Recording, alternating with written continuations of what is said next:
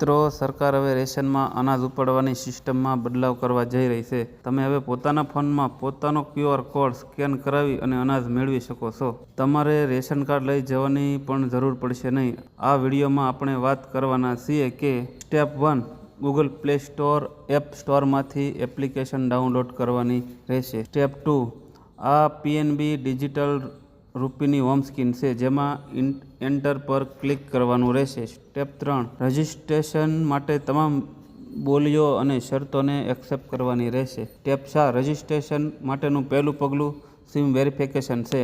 વપરાશકર્તાએ mobile number verification માટે આધાર card સાથે link નંબરવાળું sim પસંદ કરવાનું રહેશે. મોબાઈલ નંબરને આગળ જતાં આધારની વિગતો સાથે પ્રમાણીકરણ કરવામાં આવશે. સ્ટેપ 5, વપરાશકર્તાને એપ્લિકેશન પિન સેટ કરવાની રહેશે, જે એપમાં લોગિન કરવા માટેની પદ્ધતિ છે.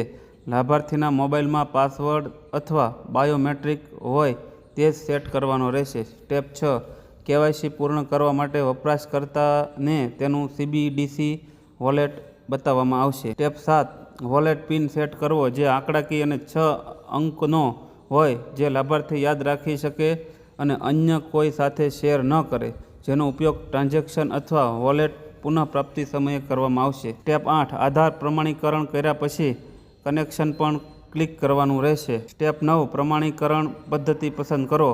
આધાર OTP દ્વારા નોંધણી પૂર્ણ કરો. સ્ટેપ 10, આધાર નંબર દાખલ કરીને જનરેટર OTP કરો. ત્યારબાદ મોબાઈલ નંબર પર મળેલ OTP દાખલ કરો અને વેલિડ OTP કરો. સ્ટેપ 11, વપરાશકર્તા નોંધણી હવે પૂર્ણ થઈ ગઈ છે અને વપરાશકર્તાને હોમ સ્ક્રીન પર રીડાયરેક્ટર કરવામાં આવશે. હવે તમે વોલેટનો ઉપયોગ શરૂ કરી શકો છો. સ્ટેપ 12, હોમ સ્ક્રીન પર વપરાશકર્તા પાસેથી વર્તમાન બેલેન્સ અને વોલેટ જોવાનો વિકલ્પ છે. અહીં તમને તમારા વોલેટનો બેલેન્સ, છેલ્લા લેવડાનો પૂર્ણ વિગતો મળશે. સ્ટેપ 13, હોમ સ્ક્રીન પર પે અથવા સ્કેન QR વિકલ્પ પસંદ કરો. વેપારીનો QR કોડ સ્કેન કરો, રકમ ચકાસો અને કન્ફર્મ કરો. ચૂકવણી સફળતા થતાં સંદેશ પ્રાપ્ત થશે. સ્ટેપ 14, જ્યારે VCE/BC દ્વારા સફળ ઓનબોર્ડિંગ કરવામાં આવે પછી પ્રોફાઇલ ટેબ પરથી અપડેટ પ્રોફાઇલમાં જવાનું રહેશે.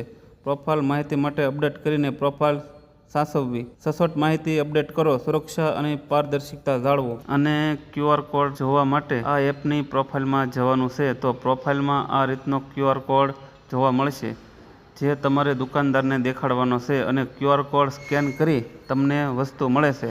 તો મિત્રો, આ રીતના આ એપની પ્રોસેસ છે. જો તમને પણ દુકાનદારે આ એપને ડાઉનલોડ કરવાનું કીધું હોય તો આ રીતના પ્રોસેસ કરી લો. અને જો ન સમજાય તો તમારા ગામના VC હોય કે CSC સેન્ટર હોય કે ગ્રામ પંચાયતના જે કોમ્પ્યુટર ઓપરેટર હોય એમની પાસે જાઓ, એ કરી દેશે.